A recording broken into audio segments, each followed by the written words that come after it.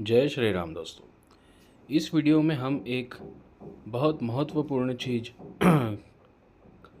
देखने वाले हैं, जो है शंख। शंख का क्या महत्व है हमारे हिंदू धर्म में, कि शंख को हम पूजा के वक्त में क्यों इतना पूजा करते हैं और उसका क्या महत्व होता है, तो जानते हैं हम इसका महत्व। तो ऐसा है, समुद्र मंथन में से निकले 14 रत्नों में से एक शंख भी है। सनातन परंपरा में होने वाली पूजा में शंख का अत्यधिक महत्व है। आज के वीडियो में हम जानेंगे हिंदू धर्म में क्या है शंख का महत्व। तो जानते हैं। इस समुद्र मंथन में से निकले 14 रत्नों में से एक शंख भी है। सनातन परंपरा में होने वाली पूजा में शंख का अत्यधिक महत्व है। हिंदू धर्म में तमाम देवी देवताओं ने अपने हाथों में शंख धारण किया है।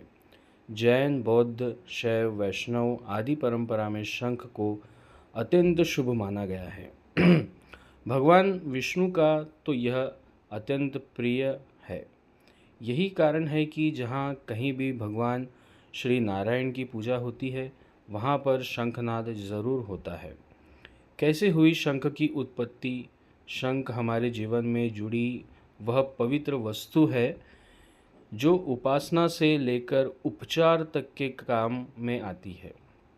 मान्यता है कि शंख की उत्पत्ति भगवान विष्णु के भक्त दंभ के बेटे दानव शंखचूड़ से हुई।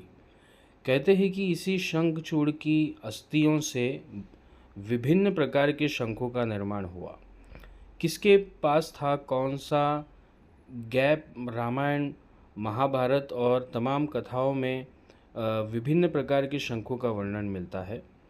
महाभारत की कथा के अनुसार भगवान श्री कृष्ण के पास पाजन्य शंख, युधिष्ठिर के पास अनंत विजय, अर्चन के पास देवदत्त, भीम के पास पांडु शंख, नकुल के पास घोष और सहदेव के पास मणि पुष्पक शंख था।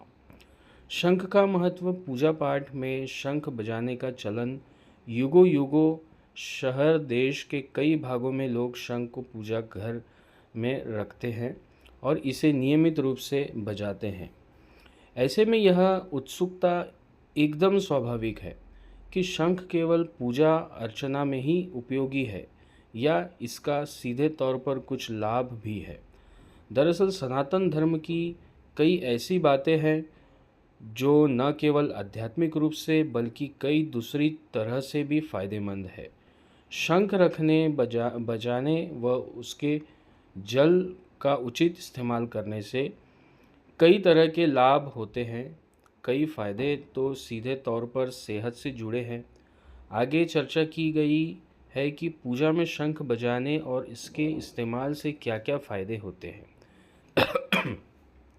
ऐसी मान्यता है कि जिस घर में शंख होता है वहाँ लक्ष्मी का वास होता है।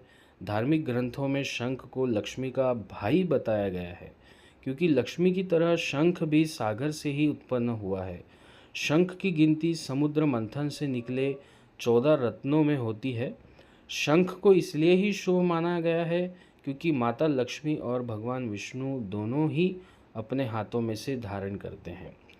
पूजा पाठ में शंख बजाने से वातावरण पवित्र होता है। जहाँ तक इसकी आवाज़ आती है, इसे सुनकर लोगों के मन में सकारात्मक विचार पैदा होते हैं।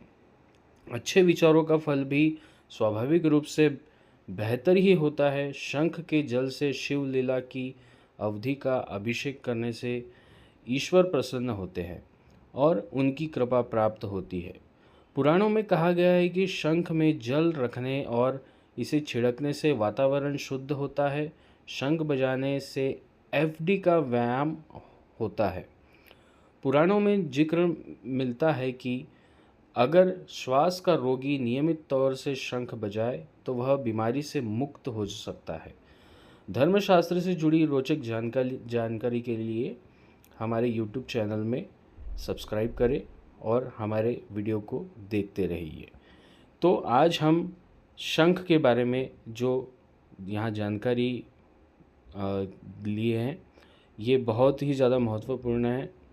तो इसे आप भी कोशिश कर सकते हो। जय श्री राम, जय श्री कृष्ण।